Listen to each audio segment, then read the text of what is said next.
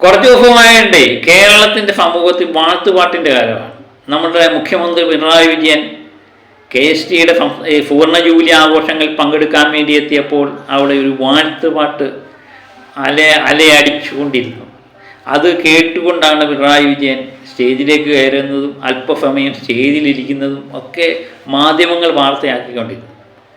അപ്പം പിണറായി വിജയനെ സ്തുതി പാടിക്കൊണ്ട് ഇരിക്കുക. പണ്ട് നമ്മളൊക്കെ പറയത്തില്ലേ, ഈ പാണന്മാർ, പല പണ്ടത്തെ സിനിമകളിലൊക്കെ പാണന്മാർ ആദ്യമേ ഈ പാട്ടുമായിട്ട് ഇങ്ങനെ പാടി വരും.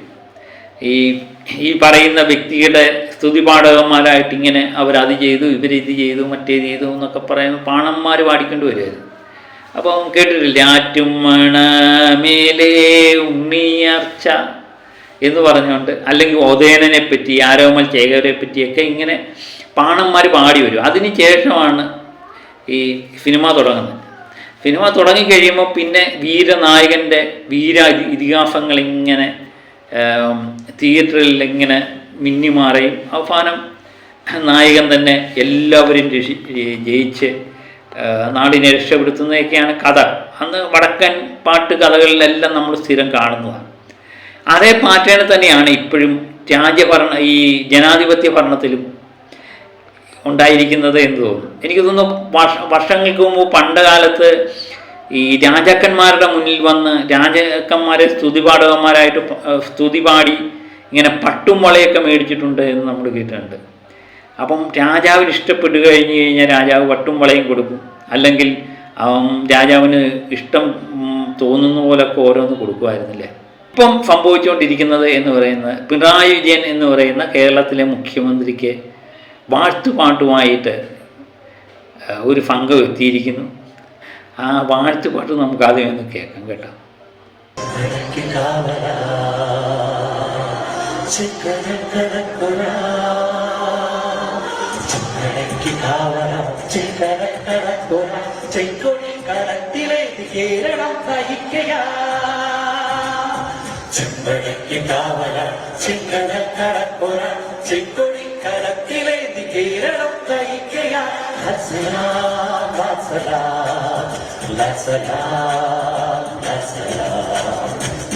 വിപ്ലവത്തിൻ പാതയിൽ ജീവനകാടിയിൽ ശക്തമായ ഭക്തരങ്ങളേറ്റ് വീരസാരഥി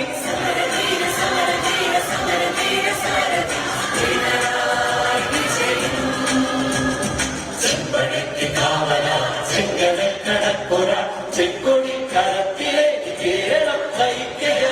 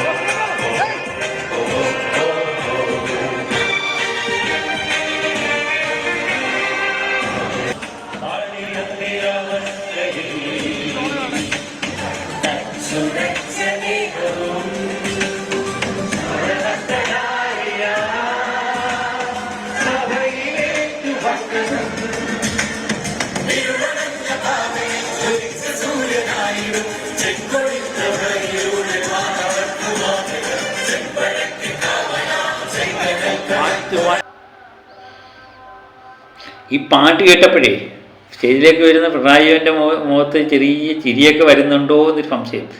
തെറ്റ് പറയാൻ പറ്റത്തില്ല, കാരണം ആരെയും നമുക്ക് കുറ്റം പറയാൻ പറ്റത്തില്ല. കാരണം നമ്മളെപ്പറ്റി ആരെങ്കിലും സ്തുതിച്ച് പാടിക്കഴിഞ്ഞാൽ നമുക്ക് ഇഷ്ടപ്പെടാതിരിക്കുമോ? നമുക്കൊരു സന്തോഷമൊക്കെ, ഒരു പൊടി സന്തോഷമല്ലേ അത്. പക്ഷേ പ്രത്യേകിച്ച് പിണറായി വിജയനെ പോലുള്ള വ്യക്തിക്ക് മുഖത്ത് കാണിക്കാൻ പറ്റത്തില്ല. ഉള്ളിൻ്റെ ഉള്ളിൽ നല്ല സന്തോഷം കാണും. കാരണം തന്നെപ്പറ്റിയാണല്ലോ ഇവരിങ്ങനെ പാടിക്കൊണ്ടേയിരിക്കുന്നത് അല്ലേ. അപ്പോൾ ഈ പാടിയ വ്യക്തി, പാട്ട് പാടിയ വ്യക്തിയല്ല, ഈ പാട്ട് എഴുതിയ വ്യക്തി, അദ്ദേഹത്തിൻ്റെ ചില വാക്കുകൾ നമുക്കെടുക്കാം. ആ പുള്ളിക്ക് പാട്ടെഴുതാൻ വലിയ പാടൊന്നും വന്നില്ല, 2-3 മണിക്കൂർ എടുത്തുള്ളൂ. അപ്പം കേരളം എന്ന് കേട്ടപ്പം തന്നെ പുള്ളിയുടെ പിണറായി വിജയൻ്റെ രൂപമാണ് പുള്ളിയുടെ മനസ്സിൽ തെങ്ങി വന്നത്. നമുക്ക് അതൊന്ന് കേൾക്കാം, അദ്ദേഹത്തിൻ്റെ വാക്കുകൾ. ഞാൻ സെക്രട്ടറി എംപ്ലോയീസ് അസോസിയേഷൻ്റെ പ്രസിഡൻ്റായ പി ഹണി, അദ്ദേഹം എന്നോട് പറഞ്ഞു നമ്മുടെ സുവർണ ജൂബിലി മന്ദിരത്തിൻ്റെ ഉദ്ഘാടനത്തിന് ഒരു വിപ്ലവ ഗാനം എഴുതണം, അതിൽ മുഖ്യമന്ത്രിയെ കൂടെ സൂചിപ്പിച്ചോ എന്ന് പറഞ്ഞു. അപ്പം പി ഹണി അവരുടെ നിർദ്ദേശപ്രകാരമാണ് ഞാൻ ഈ ഗാനം എഴുതിയത്. ഈ ഗാനത്തിലുടനീളം, അതായത് മുഖ്യമന്ത്രിയുടെ ഒരു ചരിത്രം തന്നെ പറയുന്നുണ്ടല്ലോ. അതെ, അല്ലേ, നമ്മുടെ മുഖ്യമന്ത്രിയുടെ ചരിത്രം പറയാതിരിക്കുന്നത് ശരിയാണ്. കേരളത്തിലെ ഭരണാധികാരികളിൽ വെച്ച് തുടർ ഭരണം കിട്ടിയ കേരളത്തിൻ്റെ മുഖ്യമന്ത്രി സഖാവ് പിണറായി, അദ്ദേഹത്തിൻ്റെ ജീവിത ആദർശങ്ങളും ജീവിതത്തിൽ സംഭവിച്ചിട്ടുള്ള കാര്യങ്ങളും എല്ലാം സമഗ്രമായിട്ട് ഞാൻ എഴുതാൻ തുടങ്ങിയപ്പോൾ തന്നെ ഒരു ചലച്ചിത്രം കാണുന്നത് പോലെ ഇങ്ങനെ വരികയാണ്. ആ ചലച്ചിത്രം കാണുന്ന പോലെ ഇങ്ങനെ വരികയും അതെല്ലാം ഞാൻ ഇങ്ങനെ എഴുതിക്കൊണ്ടിരിക്കുകയാണ്. രാത്രി 2:30 മണിക്കാണ് ഞാൻ എഴുതാൻ തുടങ്ങിയത്, ഓർമ്മിക്കണം. രാവിലെ 5:30 മണിക്കാണ് ഈ എഴുത്ത് തീരുന്നത്. അപ്പോൾ ഇത് കേട്ട് കഴിഞ്ഞപ്പോൾ എനിക്കൊരു സംശയം, അദ്ദേഹം ഇത്രയും വലിയ പിണറായി ഭക്തനാണോ? അദ്ദേഹത്തിന് ഏതെങ്കിലും അർഹിക്കുന്ന അംഗീകാരം വല്ലതും കിട്ടിയിട്ടുണ്ടോ? പണ്ട് നമ്മൾ കേട്ടിട്ടില്ലേ, രാജാക്കന്മാരുടെ കൊട്ടാരത്തിൽ പോയി ഇങ്ങനെ പാട്ടുപാടി രാജാവിനെ സ്തുതിച്ച് കഴിയുമ്പോൾ പട്ടും വളയൊക്കെ സമ്മാനമായിട്ട് കിട്ടും എന്ന് കേട്ടിട്ടുണ്ട്. അതുപോലെ എന്തെങ്കിലും അദ്ദേഹത്തിന് കിട്ടിയോ എന്നറിയാൻ വേണ്ടി മാധ്യമങ്ങളും പ്രതിപക്ഷവും എല്ലാം ഇങ്ങനെ കാത്തിരിക്കുകയായിരുന്നു. പക്ഷേ പുതിയതായിട്ട് അദ്ദേഹത്തിനൊന്നും കിട്ടിയില്ല. പക്ഷെ പണ്ട് കൊല്ലങ്ങൾക്ക് മുമ്പ് അദ്ദേഹത്തിന് ഒരു സ്ഥാനം, ഒരു പട്ടും വളയൊക്കെ കിട്ടി. പട്ടും വള ഇന്നത്തെ കൊടുക്കാൻ പറ്റത്തില്ലല്ലോ. പിന്നെ കൊടുക്കാൻ പറ്റുന്നതെന്ന് വല്ല ഉദ്യോഗമെല്ലാം കൊടുക്കാൻ പറ്റും അല്ലേ, ജോലി എന്നൊക്കെ. അപ്പം അന്ന് കിട്ടിയിട്ടുണ്ട് എന്നുള്ള വാർത്തയാണ് ഇപ്പം പുറത്തു വരുന്നത്. 2023 അതിന് ശേഷം ഇപ്പം പ്രത്യുദ്ധമായിട്ട് പിണറായി വിജയനെ പറ്റിയുള്ള വാഴ്ത്തുപാട്ട് പാടി എന്നാണ് രാഷ്ട്രീയ എതിരാളികൾ പറയുന്നത്. നമുക്കതൊന്ന് കേൾക്കാം. വാഴ്ത്തുപാട്ട് എഴുതിയ ചിത്രസേനൻ എന്ന ജീവനക്കാരൻ്റെ നിയമനത്തിലും ദുരൂഹതയാണ് എന്നൊരു വാർത്തയാണ് പുറത്തു വരുന്നത്. അദ്ദേഹം വിരമിച്ച ശേഷം പുനർനിയമനം ആവശ്യപ്പെട്ട് അപേക്ഷ നൽകുന്നത് കഴിഞ്ഞ വർഷം ഏപ്രിൽ 25-നാണ്. പക്ഷെ അദ്ദേഹത്തിന് നിയമനം നൽകി ഉത്തരവിറങ്ങിയത് തൊട്ട് തലേന്ന് 24-ാം തീയതിയാണ്. അതായത് നിയമനം നൽകി കഴിഞ്ഞാണ് അദ്ദേഹം നിയമനത്തിന് വേണ്ടി അപേക്ഷ നൽകിയതെന്ന വിവരമാണ് ഇപ്പോൾ വരുന്നത്. ഇത് സംബന്ധിച്ച ഫയൽ നീക്കിയത് ഇടത് സംഘടനാ സെക്രട്ടറിയായ ഒരു ഉദ്യോഗസ്ഥനാണ് എന്ന വിവരവും ഇപ്പോൾ നമുക്ക് ലഭിക്കുന്നുണ്ട്. അപ്പോൾ എഴുതിയവനും സന്തോഷം, ഈ ആരെ പറ്റിയാണോ പാടിയത് അവർക്കും സന്തോഷം, അണികൾക്കും സന്തോഷം. പാട്ട് എഴുതേണ്ടായിരുന്നു, കാരണം ഇതാരും അറിയാതെ പോകുന്നൊരു കഥയായിരുന്നു. പക്ഷേ ഇതിപ്പം വാഴ്ത്തുപാട്ട് വന്നുകൊണ്ടായിരിക്കാം പുള്ളിയുടെ എന്താ പറയുന്നത് ജീവിത ചരിത്രം മൊത്തം ആൾക്കാർ പൊക്കിയെടുക്കുമല്ലോ. അത് തന്നെയാണ് ഇപ്പോൾ സംഭവിച്ചിരിക്കുന്നത്. ഇപ്പം നമ്മൾ അറിഞ്ഞാണ് ഇപ്പം ഇതൊക്കെ ഇങ്ങനെയൊക്കെയുള്ള കഥകൾ വരുമ്പോഴാണ് 2023 ഇങ്ങനെയുള്ള കഥകൾ വരുന്നത്. എത്രയോ കാര്യങ്ങൾ ഏതൊക്കെ രാഷ്ട്രീയക്കാർ ചെയ്ത് കാണും അല്ലേ. ഇതൊക്കെ നമ്മളൊക്കെ മണ്ടന്മാരെന്ന്, ജോലിക്ക് വേണ്ടി PFE ടെസ്റ്റ് എഴുതി കാത്തിരിക്കുന്ന നമ്മളൊക്കെ മണ്ടന്മാർ, ഇവരൊക്കെ ബുദ്ധിമാന്മാർ. അപ്പം ഇതുമായിട്ട് ബന്ധപ്പെട്ട് വർഷങ്ങൾക്ക് മുമ്പ് രണ്ട് കൊല്ലമായെന്ന് തോന്നുന്നു, കാരണഭൂതൻ എന്ന് പറയുന്ന തിരുവാതിരപ്പാട്ട് വന്നു. അന്നും ഈ പിണറായി വിജയനെ പറ്റി സ്തുതിച്ചുകൊണ്ടായിരുന്നു. മുഖ്യമന്ത്രി പിണറായി വിജയനെ സ്തുതിച്ചുകൊണ്ട് വനിതകളെല്ലാം കൂടെ പങ്കെടുത്ത ഒരു തിരുവാതിരപ്പാട്ട്. നമുക്കതും കൂടെ ഒന്ന് കേൾക്കാം. ഇപ്പം ഇത് കാണുമ്പോൾ എനിക്കത് ഓർമ്മ വരുന്നുണ്ട്. അന്നെല്ലാവരും കണ്ടു കാണും, എന്നാലും കാണാത്തവർക്ക് വേണ്ടി ഒന്നുകൂടെ കാണാം. പിണറായി വിജയനെന്ന സഖാവിനു 100 കോടി അഭിവാദ്യങ്ങൾ. ഇന്നീ പാർട്ടി ലോകമെങ്ങും ശോഭിച്ചിടും കാരണഭൂത പിണറായി വിജയനെന്ന സഖാവ് തന്നെ. ഇന്നീ പാർട്ടി ലോകമെങ്ങും ശോഭിച്ചിടും കാരണഭൂത പിണറായി വിജയൻ എന്ന സഖാവ് തന്നെ. പക്ഷെ കേട്ടിരിക്കുന്നവർക്ക് നമുക്കത്ര വലിയ സന്തോഷം വരുന്നില്ല. കാരണം ഈ പിണറായി വിജയൻ എന്ന് പറയുന്ന വ്യക്തി അദ്ദേഹം തന്നെ ഈ നമുക്ക് സന്തോഷം വരാതിരിക്കാനുള്ള കാരണം പറയുന്നുണ്ട്. ആരും പാർട്ടിക്ക് മുകളിലല്ല എന്നും പാർട്ടിക്ക് കീഴെയാണെന്നും അദ്ദേഹം ഓർമ്മിപ്പിച്ചുകൊണ്ട്, അന്ന് VF അച്യുതാനന്ദനെ ഓർമ്മിപ്പിച്ചുകൊണ്ടാണ് അദ്ദേഹം പറഞ്ഞത്. അന്ന് പുള്ളിക്ക് എന്ത് വേണമെങ്കിലും പറയാം, കാരണം ചെറുപ്പമാണ്. പ്രത്യേകിച്ച് പുള്ളിയുടെ എതിരാളി VF അച്യുതാനന്ദനാണ്. അദ്ദേഹത്തെ ജനങ്ങളിങ്ങനെ പ്രകീർത്തിച്ചുകൊണ്ടേയിരിക്കുകയാണ്. മാധ്യമങ്ങൾ അദ്ദേഹത്തിനെ സ്തുതിപാഠകന്മാരായി മാറി, അണികൾ സ്തുതിപാഠകന്മാരായി. തെരുവോരങ്ങളിലെല്ലാം VF അച്യുതാനന്ദന് എന്താ പറയുന്നത്, സ്നേഹാദരങ്ങളോടെ പോസ്റ്ററുകൾ പ്രത്യക്ഷപ്പെടുന്നു. അന്ന് പിണറായി വിജയൻ എന്ന് പറയുന്ന പാർട്ടി സെക്രട്ടറിക്ക് അത് അങ്ങോട്ട് രസിച്ചില്ല. പാർട്ടിക്ക് മുകളിലല്ല ഒരു വ്യക്തിയുമെന്ന് അദ്ദേഹം ഒരു പ്രസംഗത്തിൽ ചൂണ്ടിക്കാണിച്ചു. ഓർമ്മയാണ് നമ്മുടെ തിരമാലയും കുട്ടിയും ബക്കറ്റും വെള്ളവും ഒക്കെ. നമുക്കതൊന്ന് കേൾക്കാം. വരുന്നില്ല. അപ്പോൾ കുട്ടി പറഞ്ഞു, എന്താ വെള്ളമേ നീ അടിക്കാത്തത്, നീ എന്താ തിരയാകാത്തത്, നീ എന്താണ് ആർത്തലച്ച് വരാത്തത് എന്നൊക്കെ പറഞ്ഞിട്ടുള്ള കുട്ടിയുടെ വലിയ വിഷമായി. പിന്നെ കുട്ടി കരച്ചിലായി, വല്ലാത്ത പ്രയാസമായി. അപ്പോൾ ആ വെള്ളത്തിനൊരു ദയ തോന്നി. വെള്ളം പറഞ്ഞു, അല്ലയോ കുട്ടി, ഞാൻ സമുദ്രത്തിൻ്റെ മാർത്തട്ടിനോട് ചേർന്ന് നിൽക്കുമ്പോൾ മാത്രമേ തിരയാകാൻ പറ്റൂ. അപ്പോഴാണ് എനിക്ക് ശക്തി വരുന്നത് എന്ന്. അതുപോലെ എന്നോട് ചോദിച്ചവരോട് എനിക്ക് പറയാനുള്ളത്, ഞങ്ങളുടെ എല്ലാ ശക്തി ഈ പ്രസ്ഥാനമാകുന്ന സമുദ്രത്തിൻ്റെ മാർത്തട്ടിനോട് ചേർന്ന് നിൽക്കുമ്പോഴാണ് എന്നത് മനസ്സിലാക്കണം. അതിൽ നിന്ന് വേറിട്ട് ഒരു വ്യക്തിക്കും വല്ലാത്ത ശക്തിയില്ല.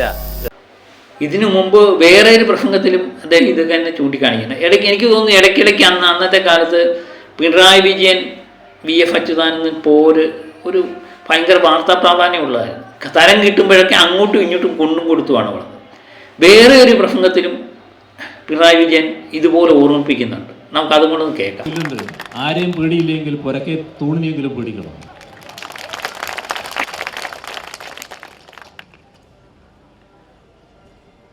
ഏത് കമ്മ്യൂണിസ്റ്റുകാരനും കമ്മ്യൂണിസ്റ്റ് പാർട്ടിയുടെ കീഴിലായിരിക്കണം, കമ്മ്യൂണിസ്റ്റ് പാർട്ടിക്ക് കീഴ്പ്പെട്ടു പോകണം. അതിൻ്റെ മുന്നിൽ ദുരഭിമാനം ആവശ്യമില്ല. ഇരിക്കേണ്ടത് ശത്രുവിൻ്റെ മുന്നിലാണ്. ഈ പാർട്ടിയുടെ മുന്നിൽ നാം കീഴടങ്ങിയിരിക്കണം. പിണറായി വിജയനെ പോലുള്ള ഒരു വ്യക്തി പറയുക, എനിക്ക് സ്തുതിപാഠകന്മാരെയൊന്നും ഇഷ്ടമല്ല, എനിക്ക് സ്തുതിപാഠകന്മാർ പറഞ്ഞ് നമുക്കൊന്നും കൊടുക്കാനൊന്നുമില്ല, അതുകൊണ്ട് നിങ്ങൾ ഇങ്ങനെയുള്ള കാര്യങ്ങൾ ചെയ്യരുത് എന്ന് പറഞ്ഞതെങ്കിൽ ഒരു പക്ഷേ KSTയുടെ സുവർണ ജൂബിലി സമ്മേളനത്തിൽ ഇങ്ങനെ ഒരു സംഭവം വരികയും എതിരാളികൾക്ക് ചിരിക്കാനുള്ള വകയും നൽകില്ല എന്നായിരുന്നു എനിക്ക് തോന്നുന്നു. എനിക്ക് തോന്നുന്നു KSTക്കാരെ സംബന്ധിച്ച് ഒരു ചെറിയൊരു കോളത്തിൽ ആയിപ്പോകാവുന്ന ഒരു വാർത്ത, ഒരു സംസ്ഥാന സമ്മേളനം പിണറായി വിജയൻ ഉദ്ഘാടനം ചെയ്തു എന്ന് പറഞ്ഞു കഴിഞ്ഞിരിക്കുന്ന വാർത്ത എനിക്ക് തോന്നുന്നു ലൈവായിട്ട് കേരള സമൂഹം കാണാനിടയായതിൻ്റെ ഒരു കാരണവും അതുപോലെ തന്നെ ദിവസങ്ങളോളം ഈ ചർച്ച ചെയ്യാനുള്ളൊരു കാരണവും ഈ വാഴ്ത്തുപാട്ട് തന്നെയാണ് എന്ന് തോന്നുന്നു. അതുകൊണ്ട് ഇവർ മനഃപൂർവ്വം ചെയ്തതാണോ എന്ന് എനിക്ക് സംശയമുണ്ട്. കാരണം ഇങ്ങനെ വിവാദങ്ങൾ ഉണ്ടാകുമ്പോഴല്ലേ ഉള്ളൂ നമ്മളിത് ലൈവായിട്ട് കാണുകയും ഇതിനെപ്പറ്റി ചർച്ച ചെയ്യുകയൊക്കെ ചെയ്യുന്നത്. ഇപ്പം KSTയുടെ ഒരു സമ്മേളനം പോലും ഇത്രമേൽ മാധ്യമങ്ങൾ ഏറ്റെടുത്തൊരു സംഭവം ഉണ്ടായി കാണത്തേയില്ല എന്നെനിക്ക് തോന്നുന്നു. അതിന് ഈ വാഴ്ത്തുപാട്ട് തന്നെയാണ് അവർക്ക് ഊർജം നൽകിയത് എന്ന് തോന്നുന്നു. ഏതായാലും പിണറായി വിജയൻ എന്ന് പറയുന്ന വ്യക്തി എനിക്ക് ഓർമ്മിപ്പിക്കാനുള്ളത് അദ്ദേഹത്തിൻ്റെ പഴയ വാക്കുകൾ തന്നെയാണ്. തിരമാലയും ബക്കറ്റും കുട്ടിയും ഒക്കെ തന്നെ. അതുപോലെ ആർക്കും പാർട്ടിക്ക് മുകളിലല്ല ആരുമെന്ന് അദ്ദേഹത്തിൻ്റെ പഴയ വാക്കുകളെങ്കിലും കാണിച്ച് അദ്ദേഹത്തെ ഓർമ്മപ്പെടുത്തുന്നത് നല്ലത് എന്ന് തോന്നുന്നു. എനിക്ക് തോന്നുന്നു അന്ന് VF അച്യുതാനന്ദനെ തിരുത്തുവാൻ സഖാവ് പിണറായി വിജയൻ ഉണ്ടായിരുന്നുവെങ്കിൽ ഇന്ന് പിണറായി വിജയനെ തിരുത്തുവാൻ പാർട്ടിയിൽ ഒരാളില്ല എന്നുള്ളതാണ് ഏറ്റവും ദുഃഖകരമായൊരു കാര്യം. എല്ലാവരും പിണറായി വിജയൻ്റെ സ്തുതിപാഠകരാകുമ്പോൾ പാർട്ടിക്കത് ഗുണത്തേക്കാളേറെ ദോഷമേ ചെയ്യത്തുള്ളൂ എന്നുള്ള സത്യം കൂടി നിലനിൽക്കുന്നുണ്ട്. അത് സത്യം പറഞ്ഞാൽ എന്നെ വളരെയധികം ദുഃഖത്തിൽ വാഴ്ത്തുന്നു. അപ്പം മറ്റൊരു വീഡിയോയുമായി വീണ്ടും ഞാനെത്താം. Okay, by.